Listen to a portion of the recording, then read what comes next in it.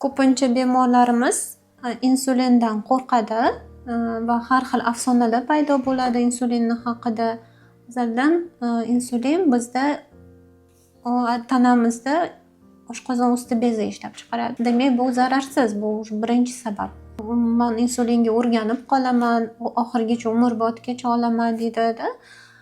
Или же, допустим, bu giyohvandlik sifat olaman-da, потому что uni постоянно ukol qilish kerak, inyeksiya orqali yuborish kerak-da tanaga.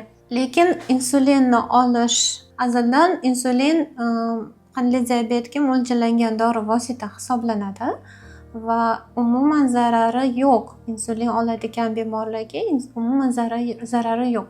Insulinning turlari har xil bo'ladi. Qisqa ta'sir qiladigan insulin bo'ladi, uzoq ta'sir qiladigan insulin bo'ladi va insulinni oladigan paytlari ham bor. Albatta, birinchi tip diabet, ular insulinga muhtoj bo'ladi. Ularga insulin zarur bo'ladi, chunki ularda absolyut insulin yetishmovchiligi bor tanada, organizmda.